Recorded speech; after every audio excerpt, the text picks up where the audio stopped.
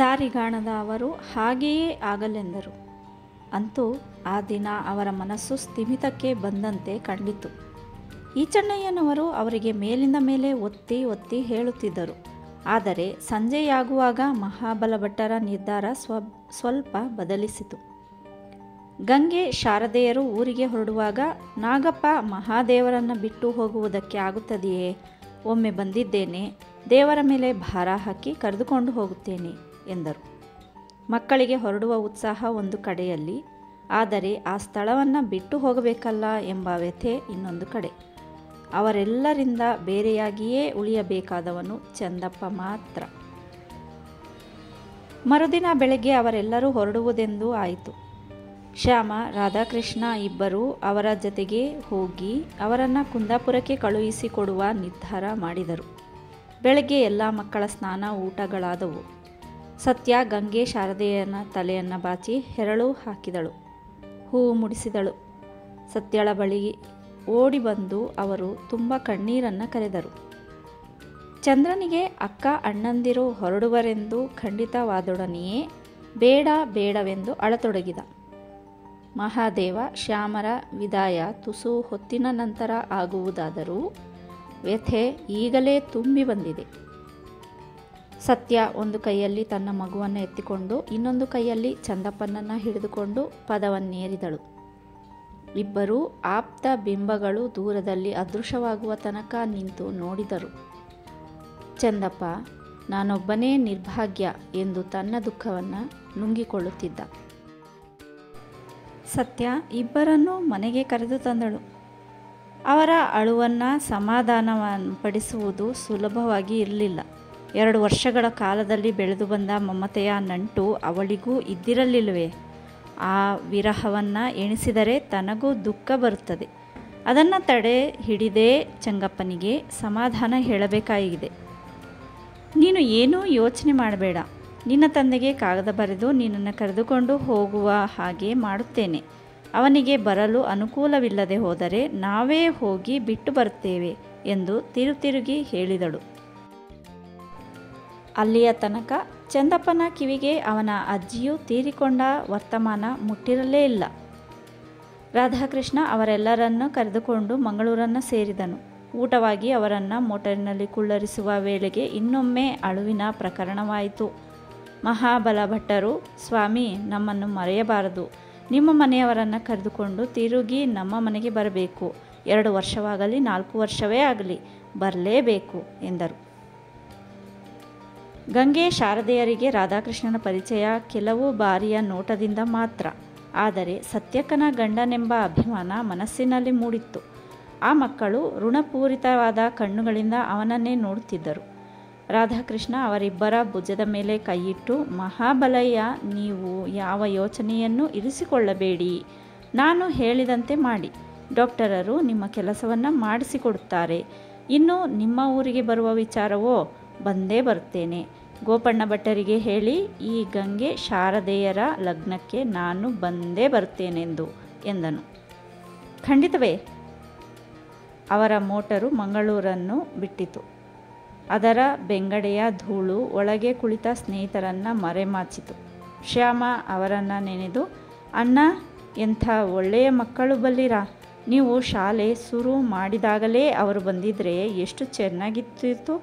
ನಾನು ಅವರಿಗೆ ಏನನ್ನು ಕಲಿಸಿಯೇನೋ ಅ ಎಂದು ಒಂದಿಷ್ಟು ಓದು ಬರಹ ಹೇಳಿ ಮುಗಿಸಿದೆ ಎಂದ.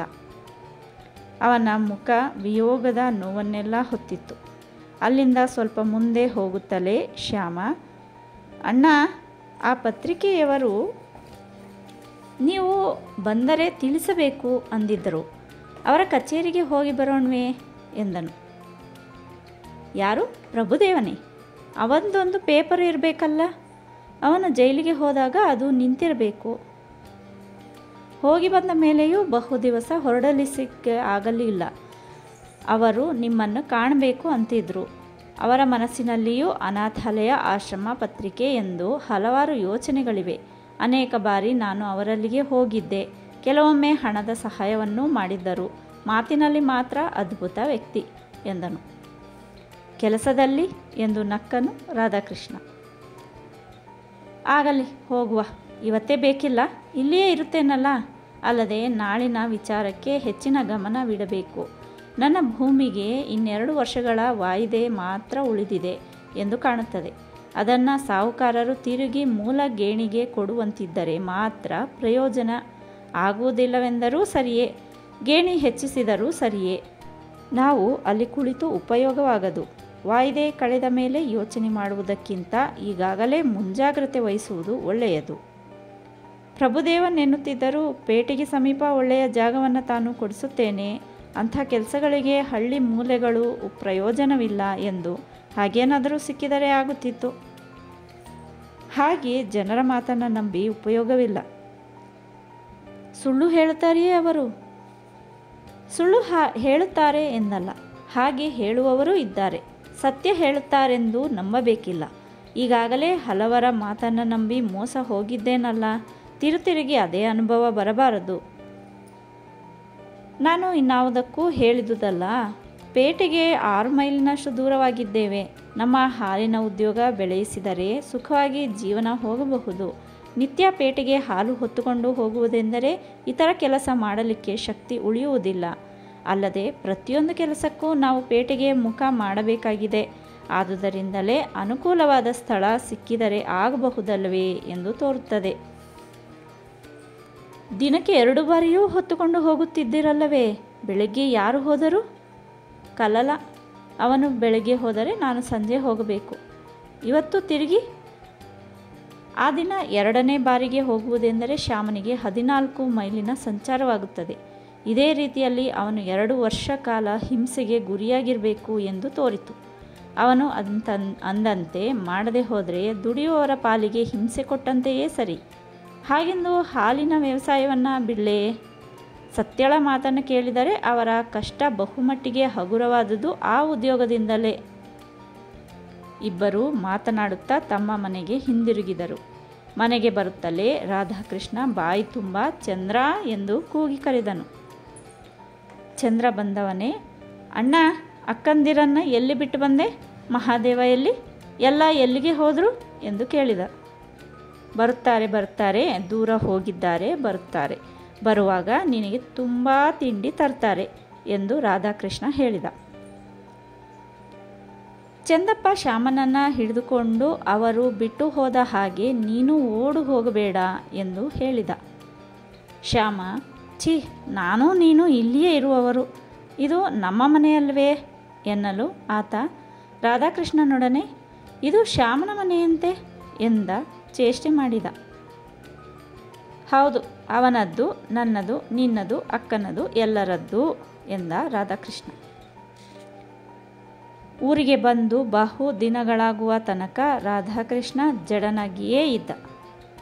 ಭವಿಷ್ಯದ ಚಿತ್ರ ಕಣ್ಣೆದುರಿಗೆ ಬರಿಯ ಮಂಜು ಮುಸುಕಿದಂತೆ ಇತ್ತು. ನೇಸರೊಡೆದು ಮಂಜು ಕರಗಿ ಮುಂದಿನ ದಾರಿಯ ಅರಿವಾಗಲಿಲ್ಲ.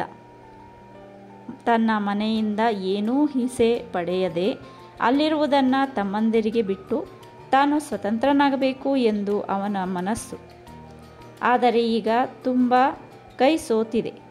ಇಷ್ಟು ದಿನದ ಜೀವನ ಅವನನ್ನು ಸಾಲಗಾರನನ್ನಾಗಿ ಮಾಡಿದೆ. ಅದೆಲ್ಲವನ್ನ ನೀಗಿಸಿಕೊಳ್ಳುವ ತನಕ ಮನಸ್ಸಿಗೆ ಶಾಂತಿ ದೊರೆಯಲಾರದು. ಇತ್ತ ಆ ವರ್ಷದ ಗೇಣಿಯನ್ನು ಸಲ್ಲಿಸುವುದೂ ಆಗಲಿಲ್ಲ. ಅದನ್ನು ಬೇಗನೆ ತೀರಿಸಬೇಕು. ಸಾಹುಕಾರರಿಂದ ಮೇಲಿಂದ ಮೇಲೆ ಕರೆ ಬರುತ್ತಿದೆ. ಅವರು ಯಾವ ಕರುಣೆಯನ್ನು ತೋರಿಸುವವರಲ್ಲ ಎಂದು ತಿಳಿದಿತ್ತು. ಹೀಗಾಗಿ ಸ್ವಲ್ಪಕ್ಕಾದರೂ ಮನೆಯ ನೆರವನ್ನು ಪಡೆಯಬೇಕು ಎಂದು ಮನಸ್ಸು ಆಸೆ ಪಡುತ್ತಿದೆ. ಎಲ್ಲದಕ್ಕೂ ಮುಂಚಿತವಾಗಿ ಸಾಹುಕಾರರ ಭೇಟಿಗಾಗಿ ಮಂಗಳೂರಿಗೆ ಹೋದನು. ಹೋಗಿ ಅವರನ್ನು ಕಂಡ ಕ್ಷಣವೇ ಅವರ ಉತ್ತರ ದೊರೆಯಿತು. ಈ ವಾಯಿದೆಯ ನಂತರ ಹೆಚ್ಚಿನ ವಾಯಿದೆಗೆ ಭೂಮಿ ನಿನಗೆ ಸಿಗಲಾರದು. ಆ ದಿವಸ ಏನೋ ದಯಾನಂದರ ದಾಕ್ಷಿಣ್ಯಕ್ಕೆ ವಾಯಿದೆ ಗೇಣಿಗೆ ಭೂಮಿ ಕೊಟ್ಟೆ. ಎಷ್ಟೋ ಜನ ಚಾಲಗೇಣಿಗೆ ಅದನ್ನು ಕೇಳುತ್ತಿದ್ದಾರೆ. ಇನ್ನೂ 10 ಮುಡಿ ಗೇಣಿ ಹೆಚ್ಚಿಗೆ ಕೊಡುತ್ತೇವೆ ಎಂದು ಹೇಳಿದ್ದಾರೆ. ಬಿತ್ತಿದರೆ ಹೊನ್ನಾಗುವ ಬಯಲು ಅದು ಎಂದು ಅವನನ್ನು ತೀರ ನಿರಾಶೆಗೊಳಿಸಿ ಕಳುಹಿಸಿದರು.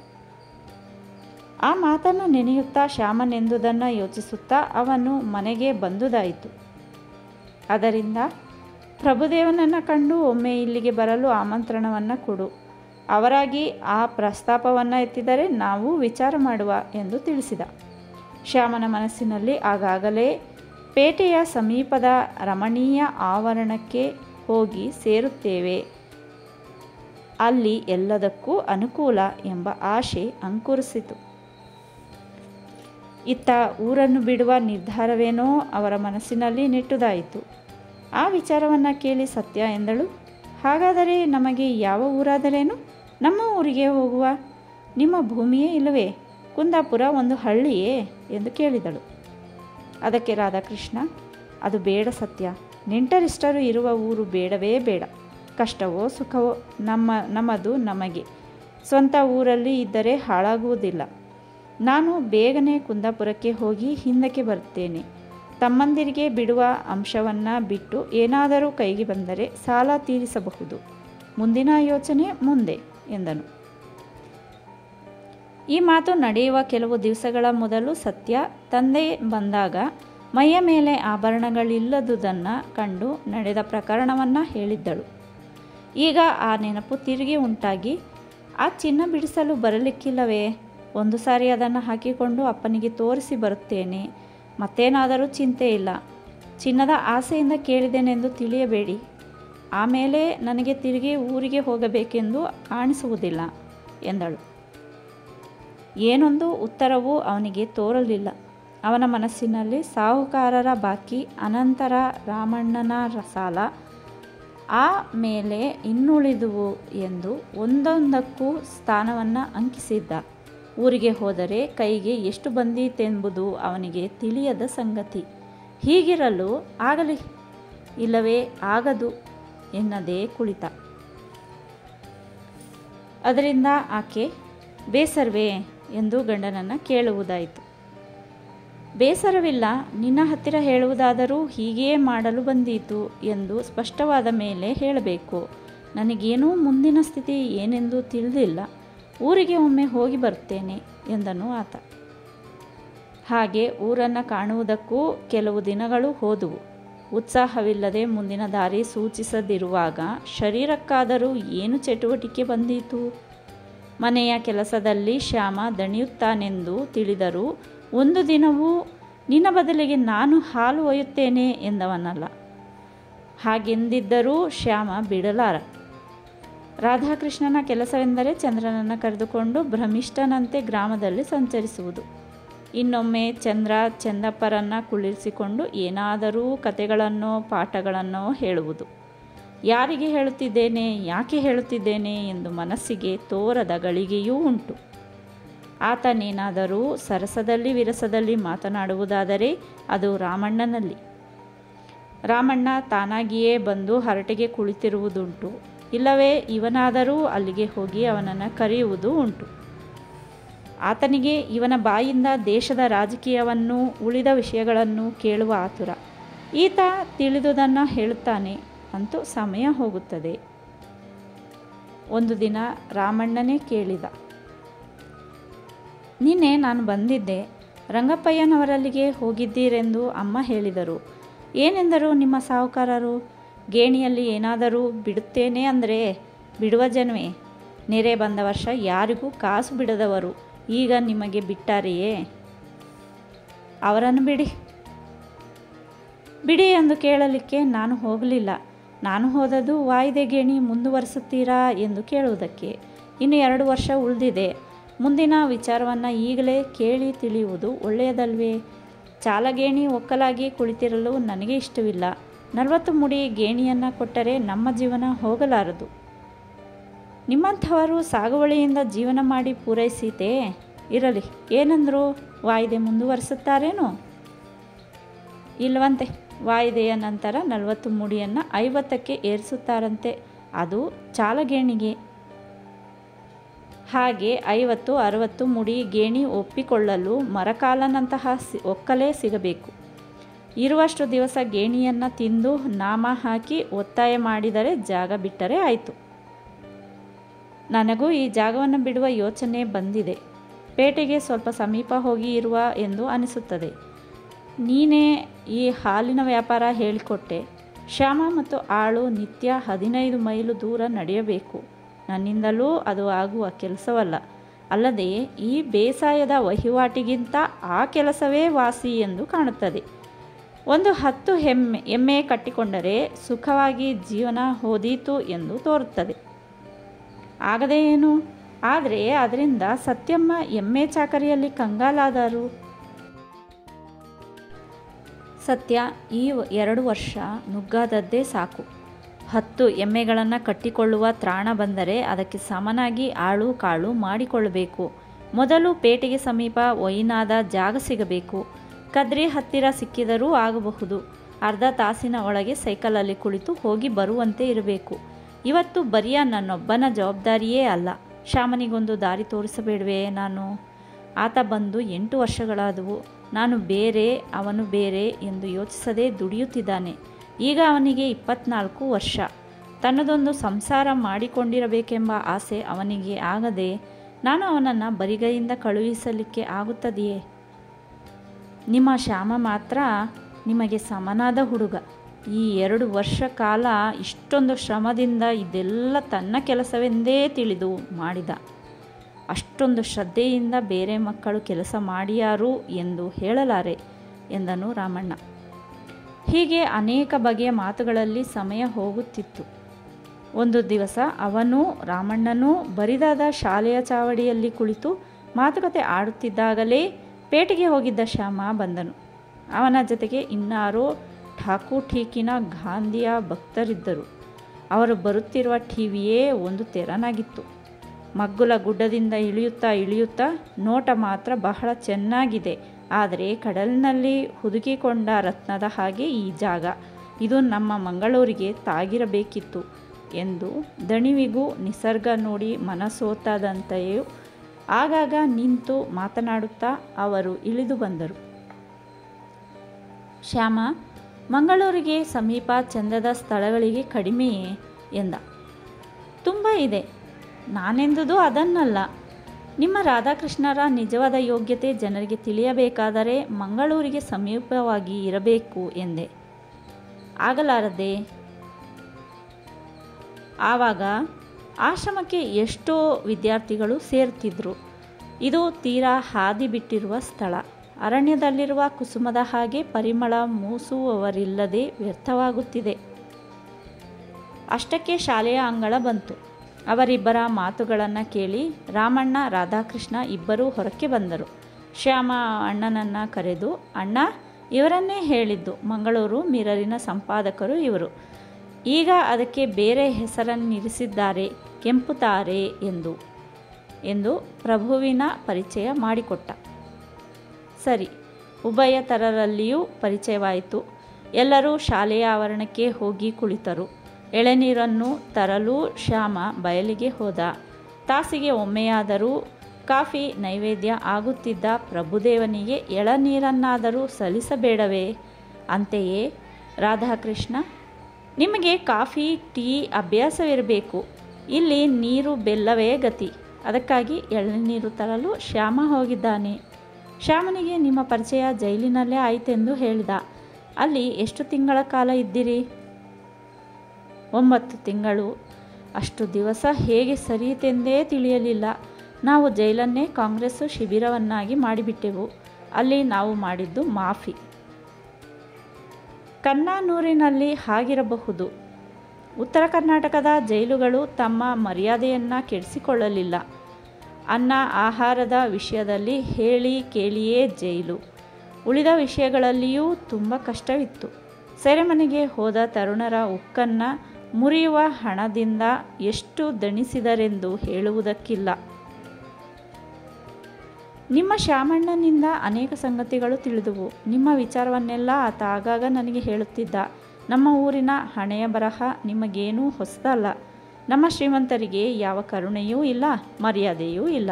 ಉತ್ತರ ಕನ್ನಡದ ಕಥೆಯನ್ನು ಕೇಳುವಾಗ ನನಗೆ ಆಶ್ಚರ್ಯವಾಗುತ್ತಿತ್ತು. ಇಲ್ಲಿ ಎಲ್ಲವೂ ನೀರ ಮೇಲಿನ ಗುಳ್ಳೆಯಂತೆ ಆಗಿ ಹೋಗಿಬಿಟ್ಟಿತು. ಸೆರೆಗೆ ಹೋಗಿ ಬಂದ ಜನಗಳಲ್ಲಂತೂ ಈಗ ತುಂಬ ನಿರಾಶೆ ಹಬ್ಬಿದೆ.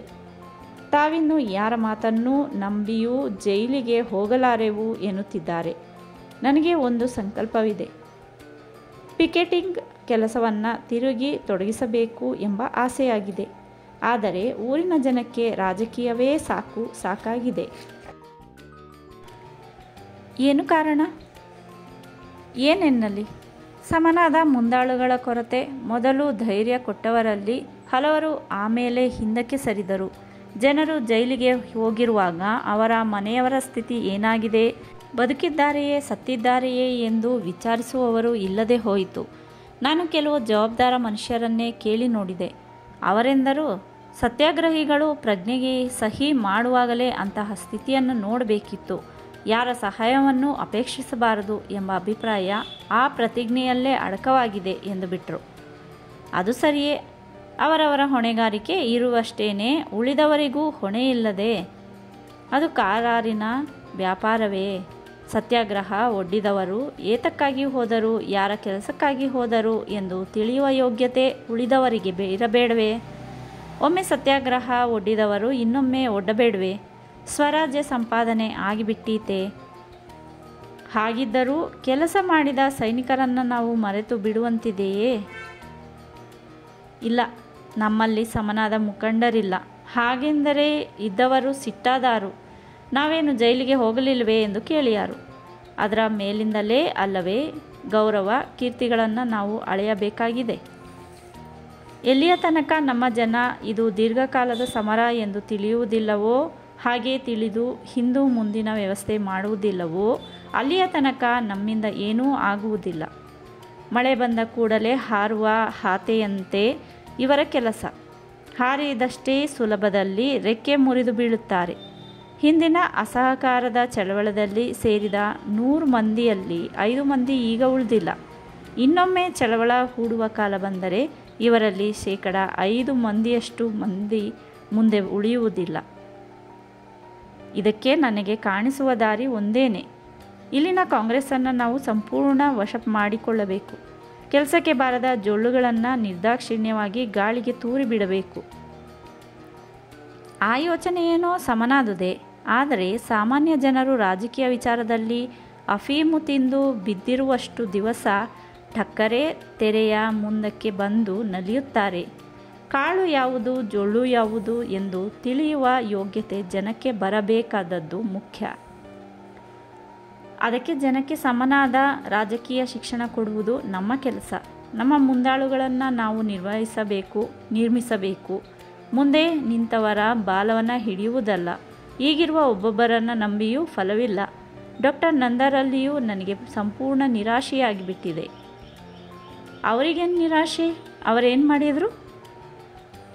ಅವರಿಗಲ್ಲ, ಅವರ ವಿಷಯದಲ್ಲಿ ನನಗೆ ನಮ್ಮ ಜಿಲ್ಲೆಯು ಇಷ್ಟು ಸಪ್ಪೆಯಾಗಲು ಅವರೇನೇ ಕಾರಣ. ಮುಖ್ಯ ಸಮಯದಲ್ಲಿ ತಮ್ಮ ಸುಖಕ್ಕೆ, ತಮ್ಮ ಹಣಕ್ಕೆ ತೊಂದರೆ ಬಂದೀತೆಂದು ಹೆದರಿ ಹಿಂದೆ ಕಾಲು ತೆಗೆದರು. ಖಾಸಗಿಯಿಂದ ಕೇಳಿದವರಿಗೆ, ನಾನು ಹಿಂದೆ ಇದ್ದೇನೆ, ನೀವು ಮುಂದೆ ಹೋಗಿ, ನನ್ನ ಹೆಂಡತಿಯ ಕಾಯಿಲೆ ಇಲ್ಲವಾದರೆ ನಾನು ಇಷ್ಟರಲ್ಲಿ ಜೈಲಿನಲ್ಲಿ ಇರುತ್ತಿದ್ದೆ ಎನ್ನುತ್ತಿದ್ದರು. ಅಷ್ಟು ಮಾತ್ರವೇ ಅಲ್ಲ, ಸಂಸ್ಥೆಯ ಯಾವುದೊಂದು ಲೆಕ್ಕಪತ್ರವನ್ನು, ಹಣಕಾಸಿನ ವಿಚಾರವನ್ನು ಕೇಳುವವರಿಲ್ಲದಾಗಿದೆ. ಕೇಳಿದರೆ ಕಮಿಟಿಯವರೇ ಕೇಳಿಯಾಯಿತು. ಅದೆಲ್ಲವೂ ಪೊಲೀಸರ ಕೈಗೆ ಸಿಕ್ಕಿ ನಮಗೆ ಹಣ ಸಹಾಯ ಮಾಡಿದರು. ಜೈಲಿಗೆ ಹೋಗುವ ಪ್ರಸಂಗ ಬಂದಿತೆಂದು ಅದನ್ನು ಸುಟ್ಟು ಹಾಕಿಬಿಟ್ಟೆ. ಅವುಗಳನ್ನೆಲ್ಲಿ ಎಲ್ಲಿ ಇರಿಸಲಿ? ನಮ್ಮ ಸ್ವಯಂ ಸೇವಕರಲ್ಲಿಯೂ CIDಗಳು ಸೇರಿದ್ದಾರೆಂಬುದು ಗೊತ್ತು ಎಂದು ಹೇಳಿಬಿಟ್ರು. ಅವರ ಮಾತು ಸತ್ಯವೇ ಇರಲಿ ಸುಳ್ಳೇ ಇರಲಿ, ಮುಂದೆ ಮಾತೇ ಇಲ್ಲವಲ್ಲ. ಒಟ್ಟು ಎಷ್ಟು ಹಣ ಕೂಡಿತ್ತು, ಸತ್ಯಾಗ್ರಹಿಗಳ ಕುಟುಂಬಕ್ಕೆ ಎಷ್ಟು ಹೋಯಿತು ಎಂದು ಏನಾದರೂ ಹೇಳಿದರೆ? ಯಾವುದೂ ಇಲ್ಲ. ಹಣವೆಲ್ಲ ಎಂದೇ ಖರ್ಚಾಗಿಬಿಟ್ಟಿದೆ. ಹಾಗೆ ಖರ್ಚು ಮಾಡದಿರುತ್ತಿದ್ದರೆ ಇಷ್ಟೆಲ್ಲ ಸತ್ಯಾಗ್ರಹಿಗಳು ಜೈಲಿಗೆ ಹೋಗುತ್ತಿದ್ದರೆ ಎಂದು ಹೇಳಿದರು. ಈಗಲೂ ಊರಿನ ಮುಖಂಡತನಕ್ಕೆ ಅವರು ಪಟ್ಟಬದ್ಧರು. ನನಗೆ ಅನಿಸುತ್ತಿದೆ, ಈ ಶ್ರೀಮಂತರೆನ್ನುವ ಜಾತಿಯೇ ಸಮಾಜ ಜೀವನದ ಬೇನೆಗಳೆಂದು. ನಾವು ಸಮತಾವಾದವನ್ನು ಪ್ರಚಾರ ಮಾಡಿ ಇವರನ್ನು ಓಡಿಸದೆ ಬೇರೆ ದಾರಿಯೇ ಇಲ್ಲ. ಅಂದರೆ ನೀವು ಇನ್ನೊಂದು ರಾಜಕೀಯ ಪಂಗಡ ಕಟ್ಟುವವರೇ? ಸಮಾಜವಾದವನ್ನು ಕೂಗುವವರಲ್ಲಿ ಶ್ರೀಮಂತರು ಇಲ್ಲ ಎಂಬುದು ನಿಮ್ಮ ಯೋಚನೆಯೇ? ಅಪ್ರಾಮಾಣಿಕತೆ ಯಾವ ಜನರನ್ನೂ ಬಿಟ್ಟಿಲ್ಲ. ನಾವು ಅದರೊಡನೆ ಹೋರಾಡಬೇಕಾಗಿದೆ. ಈಗ ಬ್ರಿಟಿಷರೊಡನೆ ಹೋರಾಡುವ ಕೆಲಸ ಮುಖ್ಯವಾಗಿರುವಾಗ ಮನೆಯಲ್ಲಿಯೂ ವೈರಿಗಳನ್ನು ಕಟ್ಟಿಕೊಳ್ಳುವುದು ಸುಖವಲ್ಲ. ಹೀಗೆ 2 ತಾಸುಗಳ ಕಾಲ ಅವರಲ್ಲಿ ಮಾತುಕತೆ ನಡೆಯಿತು. ಪ್ರಭುದೇವ ತನ್ನ ಕೆಂಪು ತಾರೆಯ ವಿಷಯವಾಗಿ ಮಾತನಾಡಿದ. ಅಲ್ಲಿಂದ ಪತ್ರಿಕೆಗಳ ವಿಚಾರಕ್ಕೆ ಮಾತು ಹರಿಯಿತು. ಪ್ರಭುದೇವ, ನಿಮ್ಮ ವೀರವಾಣಿ ಕರಪತ್ರಗಳನ್ನು ಓದಿ ಹರ್ಷಗೊಂಡವರಲ್ಲಿ ನಾನೂ ಒಬ್ಬ. ನಿಮ್ಮ ಬರವಣಿಗೆ ಅಷ್ಟು ಚೆನ್ನಾಗಿತ್ತು, ವಿಷಯಕ್ಕೆ ತಕ್ಕ ಮಾತಿತ್ತು. ಕೆಲವೇ ಮಾತುಗಳಲ್ಲಿ ಎಷ್ಟು ವಿಷಯಗಳನ್ನು ಹೇಳಬಹುದೋ ಅಷ್ಟನ್ನೂ ಹೇಳುತ್ತಿದ್ದೀರಿ ನೀವು ಆ ಕೆಲಸವನ್ನು ನಿಲ್ಲಿಸಬಾರದು. ನಮ್ಮ ಜನಜೀವನಕ್ಕೂ ನಮಗೂ ಬರವಣಿಗೆಯ ಸಂಬಂಧವನ್ನು ನಾವು ಬೆಳೆಸಬೇಕಾಗಿದೆ. ಜನರು ಮಂಕು ಕುರಿಗಳ ಹಾಗೆ ಪ್ರತಿಯೊಂದಕ್ಕೂ ಮುಂದಾಳುಗಳ ಮುಖವನ್ನು ನೋಡುವಂತೆ ಇರಬಾರದು. ಅವರು ಪ್ರತಿಯೊಂದಕ್ಕೂ ವಿಚಾರಪರರಾಗಬೇಕು. ಸಾರ್ವಜನಿಕ ಸಂಸ್ಥೆಗಳು ಯಾವುದೇ ಇರಲಿ, ಅವುಗಳಲ್ಲಿ ಹಾಸಿಗೆಯಲ್ಲಿ ಸೇರುವ ತಿಗಣೆಗಳ ಹಾಗೆ ಠಕ್ಕರು, ಸಂಚುಕಾರರು, ಸ್ವಾರ್ಥಿಗಳು ಸೇರದಂತೆ ನೋಡಿಕೊಳ್ಳಬೇಕು ಎಂದು ಹೇಳಿ ಅಂಥ ಕೆಲಸಗಳಲ್ಲಿ ರಾಧಾಕೃಷ್ಣನ ಲೇಖನಿಯ ಸಹಾಯವನ್ನು ಬೇಡಿದನು. ಈ ನಡುವೆ ಬಾಯಾರಿಕೆಯನ್ನು ನೀಗಿಸಲು ಎಳನೀರು ಕುಡಿದಾಯಿತು. ಹೊರಗೆ ಸೂರ್ಯನ ಬಿಸಿಲು ಇಳಿದಿತ್ತು. ರಾಧಾಕೃಷ್ಣ ಅವರೊಡನೆ ಹಿಂದೆ ಹೋಗಬೇಕಿಲ್ಲವಷ್ಟೇ ಎಂದು ಅವರನ್ನು ತನ್ನ ಭೂಮಿಯ ಸುತ್ತಲೂ ಕರೆದೊಯ್ದು ತನ್ನ ಹಲವು ನವ ಪ್ರಯತ್ನಗಳನ್ನು ಕುರಿತು ಹೇಳತೊಡಗಿದ. ಆಗಲೇ ಪ್ರಭುದೇವನ ಕಿವಿ ನಿಮಿರಿತು. ನಾನು ಯಾವಾಗಲೂ ನಿಮ್ಮ ಶ್ಯಾಮನ ಹತ್ತಿರ ಹೇಳುತ್ತಿದ್ದೆ, ಇಂತಹ ಸ್ಥಳ ಪೇಟೆಯಲ್ಲಿ ಇರಬೇಕು, ಪೇಟೆಗೆ ಸಮೀಪವಾದರೂ ಇರಬೇಕೆಂದು. ಆಗ 4 ಜನ ಬಂದು ಹೋಗುತ್ತಾರೆ, ಮೆಚ್ಚುತ್ತಾರೆ, ಸಹಾಯ ಮಾಡುತ್ತಾರೆ. ಆಗ ಸಂಸ್ಥೆಯನ್ನು ಚೆನ್ನಾಗಿ ನಡೆಸುವುದು ಸಾಧ್ಯ. ನಿಮ್ಮ ಈ ಅನುಭವಗಳ ಜೊತೆಗೆ ನನ್ನ ಪ್ರಚಾರದ ಶಕ್ತಿಯನ್ನು ಸೇರಿಸಿದರೆ ದೊಡ್ಡ ಸಂಸ್ಥೆಯನ್ನೇ ನಾವು ನಿರ್ಮಿಸಬಹುದು ಎಂದನು. ಏನಾದರೂ ಮಾಡಬೇಕೆಂಬ ಹಠ ನನಗೆ ಬಹಳ ಇದೆ. ಇದನ್ನೊಂದು ಅನಾಥಾಲಯವಾಗಿ ಮಾರ್ಪಡಿಸಿ 4 ಹುಡುಗರಿಗಾದರೂ ಔದ್ಯೋಗಿಕ ಮತ್ತು ಕೃಷಿಕ ಶಿಕ್ಷಣ ಕೊಡಿಸಬೇಕೆಂಬ ಕನಸನ್ನು ಹೊತ್ತು 8 ವರ್ಷಗಳಾದವು. ಈಗ ಇಲ್ಲಿನ ತಯಾರಿ ಎಂದರೆ ಶ್ಯಾಮನೊಬ್ಬ. ಈ ಆವರಣಕ್ಕೆ ಸಮನಾಗಿ ಹಳ್ಳಿಯ ಗುಡ್ಡವನ್ನು ತಯಾರಿಸಿದಂತಾಗಿದೆ. ನನ್ನ ಬೇರೆ ಎಲ್ಲ ಆಸೆಗಳು ನಿರರ್ಥಕವಾದುವು. ತಾವು ಹಾಗೆ ನಿರಾಶರಾಗಬೇಕಿಲ್ಲ. ಇಂಥ ಒಂದು ಆದರ್ಶದ ಸಲುವಾಗಿ ಎಷ್ಟು ಹಣ ಕೂಡಿಸಬಹುದೆಂಬ ಧೈರ್ಯ ನನಗಿದೆ. ಸಂಸ್ಥೆಗೆ ಬೇಕಾದುದೇನು? ಕೆಲಸ ಮಾಡುವ ವ್ಯಕ್ತಿ, ಪ್ರಾಮಾಣಿಕನಾದ ವ್ಯಕ್ತಿ. ಅದಕ್ಕೆ ನಿಮ್ಮಂಥವರಿರುವಾಗ ಯಾವ ಹೆದರಿಕೆಯೂ ಇಲ್ಲ. ನಮ್ಮ ಶಹರಿನಲ್ಲಿ ನೋಡಬಾರದೆ? ಮಾರಿಯಮ್ಮನ ಭಜನಾ ಮಂದಿರದಿಂದ ಹಿಡಿದು ಏಕೂ ಬಾರದ ಎಲಿಮೆಂಟರಿ ಶಾಲೆಗಳವರೆಗೆ ವರ್ಷಕ್ಕೆ 100 ಸಂಸ್ಥೆಗಳು ವರದಿಗಳನ್ನು ಅಚ್ಚು ಹಾಕಿಸುತ್ತಿದ್ದಾವೆ. ಎಲ್ಲವೂ ನಡೆಯುತ್ತಿರುವುದು ಸಾರ್ವಜನಿಕ ಹಣದಿಂದಲೇ. ನಿಮ್ಮ ಶ್ರಮದ ಕೆಲಸದ 100ನೇ 1 ಕೆಲಸ ಅಲ್ಲಿ ಕಾಣಿಸುತ್ತಲಿಲ್ಲ. ಪೇಟೆಯ ರೀತಿ ಬೇರೆ.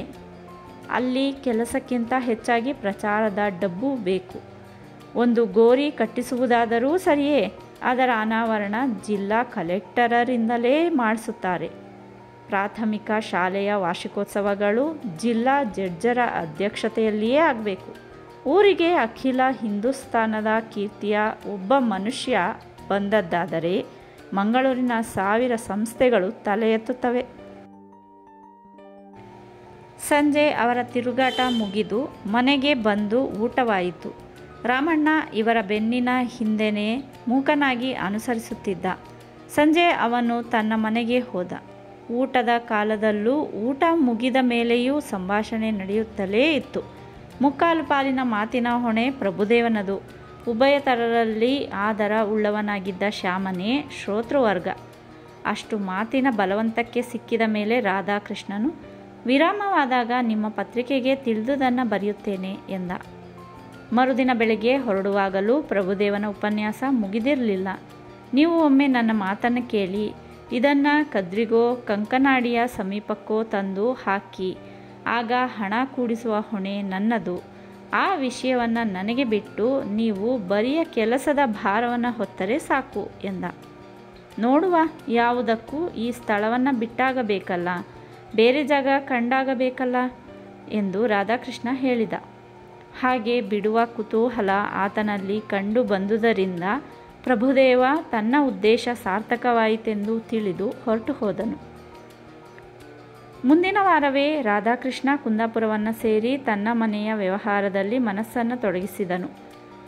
ತಮ್ಮ ಅನಂತಕೃಷ್ಣ ಈಗ ಸಂಸಾರಿಗ. ಅವನಿಗೂ ಶ್ಯಾಮನಿಗೂ ಸಮಪ್ರಾಯವಾಗಬಹುದು. ಆತ ಈಗಾಗಲೇ 3 ಮಕ್ಕಳ ತಂದೆಯಾಗಿದ್ದಾನೆ. ಅಣ್ಣ ಅಜ್ಞಾತವಾಸದಲ್ಲಿ ಇದ್ದಾಗ ತನ್ನ ತಮ್ಮನಿಗೂ ಒಂದು ಲಗ್ನ ಮಾಡಿಸಿದ್ದಾನೆ. ಆತ ಊರಲ್ಲಿಯೇ ಒಂದು ಗುಮಾಸ್ತಿಕೆ ಕೆಲಸ ದೊರಕಿಸಿಕೊಂಡಿದ್ದಾನೆ. ಸುಮಾರು 1 ತಿಂಗಳ ಕಾಲ ರಾಧಾಕೃಷ್ಣ ತನ್ನ ತಾಯಿಯ ಬಳಿಯಲ್ಲಿ ಸಮಯ ಕಳೆದ. ಇತ್ತ ಪ್ರಭುದೇವನ ಸವಾರಿ ಉತ್ಸಾಹದಿಂದ ಮಂಗಳೂರಿಗೆ ಬಂದ ಮೇಲೆ ಸುಮ್ಮನೆ ಕುಳಿತಿರಲಿಲ್ಲ. ಬಂದವನೇ ತನ್ನ ಕೆಂಪು ತಾರೆಯಲ್ಲಿ ಸತ್ಯಾಗ್ರಹದ ಸ್ಮೃತಿ ಪಥಗಳು ಎಂಬ ಲೇಖನಮಾಲೆ ಬರಲಿದೆ ಎಂದು ಪ್ರಕಟಿಸಿದ. ಉತ್ತರ ಕನ್ನಡ ಜಿಲ್ಲೆಯಲ್ಲಿ ಫ್ಲೋರೆನ್ಸ್ ನೈಟಿಂಗೇಲಳಂತೆ ದುಡಿದ ಶ್ರೀರಾಮ್ರವರು ಬರೆಯಲು ಒಪ್ಪಿದ್ದಾರೆ ಎಂದು ಪ್ರಕಟಿಸಿದನು. ಅದಕ್ಕೆ ಪೂರ್ವ ಪೀಠಿಕೆಯಾಗಿ ಆ ಶ್ರೀಯವರ ಪರಿಚಯ ಕೊಡಲು ತಾನೊಂದು ದೀರ್ಘ ಲೇಖನ ಬರೆದನು. ನೆರೆ ಹಾವಳಿಯ ಕಾಲದಲ್ಲಿ ಆತ ಮಾಡಿದ ಕೆಲಸವನ್ನು ಶ್ಯಾಮಣ್ಣನಿಂದ ಕೇಳಿ ತಿಳಿದು ಅದಕ್ಕೆ ಉಪ್ಪು ಖಾರ ಸವರಿ ತಾನೊಂದು ಮುನ್ನುಡಿ ಬರೆದನು. ಶ್ರೀರವರು ನೆರೆ ಹಾವಳಿಯ ಕಾಲದಲ್ಲಿ ಸಲ್ಲಿಸಿದ ಸೇವೆ ಯಾರಿಗೆ ತಿಳಿದಿದೆ? ಇಲ್ಲಿಯಂತೆ ಸದ್ದಿಲ್ಲದೆ ದುಡಿಯುವ ಸ್ವಭಾವ ಅವರದು, ಮಾತಿನ ಮಲ್ಲರಲ್ಲ ಎಂಬ ಅಭಿಮಾನಪೂರ್ವಕವಾದ ಪ್ರಸ್ತಾವನೆಯನ್ನು ಬರೆದನು. ಈ ತೆರನ ವಿಶೇಷಣ ಪ್ರಶಂಸೆಗಳನ್ನು ಬಲು ಹಿಂದೆ ಡಾಕ್ಟರ್ ನಂದರವರಿಗೆ ಆತ ಅರ್ಪಿಸಿದ ಕಾಲ ಒಂದಿತ್ತು. ಆದರೆ ಈಗ ಆತ ನಂದರ ವಿಷಯದಲ್ಲಿ ಭಿನ್ನ ಮನಸ್ಕ, ದ್ವೇಷಿ ಎಂದರೂ ಸರಿಯೇ. ಆದರೆ ನಂದರಿಗೆ ತಮ್ಮ ಕಾಳೆಯನ್ನು ಊದಲು ಇನ್ನೆಷ್ಟು ಪತ್ರಿಕೆಗಳಿಲ್ಲ? ರಾಧಾಕೃಷ್ಣ ಕುಂದಾಪುರದಲ್ಲಿ ಇರುವಾಗಲೇ ಈ ಪ್ರಸ್ತಾವನೆ ಪ್ರಕಟವಾಯಿತು. ಅನಂತಕೃಷ್ಣ ಅದನ್ನು ಎತ್ತಿ ಹಿಡಿದು, ನಿನ್ನ ವಿಷಯ ಬರೆದಿದ್ದಾರೆ ನೋಡು ಕೆಂಪು ತಾರೆಯಲ್ಲಿ ಎಂದು ಹಿಗ್ಗಿಂದ ರಾಧಾಕೃಷ್ಣಗೆ ಅದನ್ನು ತೋರಿಸಿದ. ಆತ ಅದನ್ನು ಓದಿದ. ತುಟಿಯನ್ನು ಕಚ್ಚಿಕೊಂಡು, ಯಾರ ವಿಷಯದಲ್ಲಿಯೂ ಇಂಥ ಅಳತೆ ಮೀರಿದ ಹೊಗಳಿಕೆ ಒಳ್ಳೆಯದಲ್ಲ. ಹಾಗೆ ಅಳತೆ ಮೀರಿ ಹೊಗಳಿದರೆ ಅಥವಾ ತೆಗಳಿದರೆ ಜನ ಏನಂದುಕೊಂಡಾರು ಎಂದ. ಅಂತೂ ಅವನಿನ್ನೂ ಪತ್ರಿಕೆಗೆ ಬರೆಯದೆ ಮಾರ್ಗವಿಲ್ಲ. ಬರೆಯಲೇಬೇಕಾಯಿತು. ಅವನ ಮನಸ್ಸಿಗೂ ಬರೆಯಬೇಕೆಂದು ತೋರುತ್ತಿತ್ತು. ಎಷ್ಟೋ ಜನರು ನಾಡಿಗಾಗಿ ದುಡಿದು ನರಳಿದರು, ಸತ್ತರು. ಆದರೆ ಪ್ರಪಂಚಕ್ಕೆ ಕಾಣಿಸುವುದು ಮುಂಬೆಳಕಿನಲ್ಲಿ ಬರುವ 4 ವ್ಯಕ್ತಿಗಳು ಮಾತ್ರ. ಅವರ ವರ್ಚಸ್ಸಿಗೆ ಕಾರಣರಾದ ಸಾವಿರಾರು ಮಂದಿಯ ತ್ಯಾಗ ಶೌರ್ಯಗಳು ತಿಳಿಯುವಂತಿಲ್ಲ. ಅದನ್ನು ನಾವು ಮರೆಯಬಾರದು. ಅವರ ವಿಷಯವನ್ನು ಹೇಳಬೇಕು. ತನ್ನ ಅನುಭವಕ್ಕೆ ಬಂದುದನ್ನಾದರೂ ಹೇಳುತ್ತೇನೆ ಎಂದು ತನ್ನ ಒಪ್ಪಿಗೆಯ ಮಾತನ್ನು ಪ್ರಭುದೇವನಿಗೆ ಬರೆದು ತಿಳಿಸಿದನು. ಆದರೂ ಒಂದು ಪ್ರಾರ್ಥನೆ, ನನ್ನ ವಿಷಯದಲ್ಲಿ ನೀವು ಇಷ್ಟೊಂದು ಹೆಚ್ಚು ಮಾತನ್ನು ಇನ್ನೊಮ್ಮೆ ಆಡುವುದಿಲ್ಲವೆಂದು ಭರವಸೆ ಕೊಡಬೇಕು ಎಂದು ತಿಳಿಸಿದ. ಮುಂದಿನ ವಾರದಲ್ಲಿ ಕೆಂಪು ತಾರೆಯಲ್ಲಿ ಒಂದೊಂದಾಗಿ ಸತ್ಯಾಗ್ರಹಿಗಳ ಸ್ಮರಣೆ ಬರತೊಡಗಿತು. ಹಳ್ಳಿಯಲ್ಲೇ ಹುಟ್ಟಿ ಅಲ್ಲಿಯೇ ಬಾಳನ್ನು ಮುಗಿಸುವ ಜನರು ತೋರಿದ ಸಾಹಸ, ತ್ಯಾಗ, ಪಟ್ಟಬನ್ನ ಬವಣೆಗಳನ್ನು ಕ್ರಮವಾಗಿ ಚಿತ್ರಿಸಿದನು. ಯಾರ ಹೆಸರನ್ನು ಬಯಲಿಗೆ ಎಳೆಯಲಿಲ್ಲ. ಹಾಗೆ ಬರೆದಲ್ಲಿ ಅವರು ಸರ್ಕಾರದ ವಕ್ರದೃಷ್ಟಿಗೆ ಪಾತ್ರರಾಗಿ ಹಾನಿಗೊಳಗಾದಾರೆಂಬ ಭೀತಿ ಅವನನ್ನು ಕಾಡುತ್ತಿತ್ತು. ಅವನ ಬರವಣಿಗೆ ಪ್ರತ್ಯಕ್ಷ ಅನುಭವದ ಬಣ್ಣನೆಯಾದುದರಿಂದ ಅಷ್ಟೊಂದು ಸಚೇತನವಾಗಿತ್ತು. ವಿವೇಕ ಭಾವಪೂರ್ಣವಾದ ಅವನ ಮಾತುಗಳಲ್ಲಿ ಓಜಸ್ಸಿತ್ತು. ಆ ಚಿತ್ರಗತ ವ್ಯಕ್ತಿಗಳಲ್ಲಿ ತುಂಬ ತೇಜಸ್ಸಿತ್ತು. ಕೆಂಪು ತಾರೆಯ ಆ ಲೇಖನ ಮಾಲೆಯನ್ನು ಓದಲು ಜನ ಹಾತೊರೆದರು. ವಾರದಿಂದ ವಾರಕ್ಕೆ ಓದುಗರ ಸಂಖ್ಯೆ ಬೆಳೆಯಿತು. ಊರಿನ ಪಾಲಿಗೆ ಸತ್ತು ಹೋಗಿದ್ದ ಸತ್ಯಾಗ್ರಹವು ತಿರುಗಿ ಜೀವಕಳೆ ಹೊಂದಿ ಮನಸ್ಸಿನಲ್ಲಾದರೂ ಕಥಕಥಿಸುವಂತೆ ಕಂಡಿತು. ಈಗ ಕೆಂಪು ತಾರೆ ಅಚ್ಚಾಗುತ್ತಿರುವುದು ಪ್ರಭುದೇವ ಮತ್ತು ಸಾಣೇಕಲ್ ಹೊರಡಿಸಿದ ಸ್ವಂತ ಹೊಸ ಛಾಪಾಖಾನೆಯಲ್ಲಿ. ಭಾರತ ಖಂಡದಲ್ಲಿ ಒಮ್ಮೊಮ್ಮೆ ಎಲ್ಲೆಲ್ಲಿಯೂ ಮೊಳಗಿದ ಸತ್ಯಾಗ್ರಹವು ಈಗ ಸಂಪೂರ್ಣ ನಿದ್ರಾವಸ್ಥೆಯನ್ನು ತಾಳಿದೆ. ಅದರಂತೆ ದೇಶದಲ್ಲಿ ಸರ್ಕಾರದ ದಬ್ಬಾಳಿಕೆ ಮಾಯವಾಗಿದೆ. ಸಂಘಟನೆಯ ಕೆಲಸಗಳೆಂಬ ಹೆಸರಿನಲ್ಲಿ ಚುನಾವಣೆಯ ದೆವ್ವಗಳು ಮೆಲ್ಲನೆ ತಲೆ ಎತ್ತಿಕೊಂಡಿವೆ. ಅದಕ್ಕಾಗಿ ಎಂದರೂ ಚಿಂತೆಯಿಲ್ಲ. ಚಳವಳಿ ಕಾಲದಲ್ಲಿ ಬಹದ್ದೂರ್ ಕ್ಯಾಪ್ ಧರಿಸಿದವರು ಈಗ 3 ಬೆಲೆಯ ಗಾಂಧಿ ಟೋಪಿಯಿಂದ ಶೋಭಾಯಮಾನರಾಗಿದ್ದಾರೆ. ಬಹಿರಂಗದಲ್ಲಿ ತಾವು ಕಾಂಗ್ರೆಸ್ ಪಂಗಡದವರು ಎಂದು ತೋರಿಸಲು ಅಂಜುತ್ತಿದ್ದವರು ಈಗ ತಿರುಗಿ ಸದಸ್ಯತನಕ್ಕೆ ಸಹಿ ಹಾಕಿ ನಾಲ್ಕಾಣಿಯ ಉದಾರಿಗಳಾಗಿದ್ದಾರೆ, ತಿರುಗಿ ದೇಶಭಕ್ತರಾಗಿದ್ದಾರೆ. ಇಷ್ಟು ದಿನ ತಮ್ಮ ಆಸ್ಪತ್ರೆ, ಫಾರ್ಮಾಸ್ಯುಟಿಕಲ್ಸ್ ಮೊದಲಾದ ಕಾರುಬಾರುಗಳಲ್ಲಿ ಮಗ್ನರಾಗಿದ್ದ ಡಾಕ್ಟರ್ ನಂದಾರಂಥವರು ರಾಷ್ಟ್ರೀಯ ಕೆಲಸಗಳಿಗೆ ವಿರಾಮ ದೊರಕಿಸಿಕೊಂಡಿದ್ದಾರೆ. ಅವರ ಮೋಟರಿನ ರೇಡಿಯೇಟರಿನ ಮೇಲೆ ಇನ್ನೊಮ್ಮೆ ತ್ರಿವರ್ಣ ಪತಾಕೆ ರಂಜಿಸುತ್ತಿದೆ. ಇಂಥ ಸ್ಥಿತಿಯಲ್ಲಿ ಪ್ರಭುದೇವ, ಮಿಸ್ಟರ್ ಸಾಣೇಕಲ್, ನನಗೂ ಒಂದು ಕಾರನ್ನು ಕ್ರಯಕ್ಕೆ ಕೊಂಡು ಅದರ ತುದಿಯಲ್ಲಿ ಕೆಂಪು ನಿಶಾನಿಯನ್ನು ಹಾರಿಸಿ ಅವರ ಕಾರಿಗೆ ಅಡ್ಡ ಹಾಯಿಸಿ ಬಿಡಬೇಕು ಎಂದಿದೆ.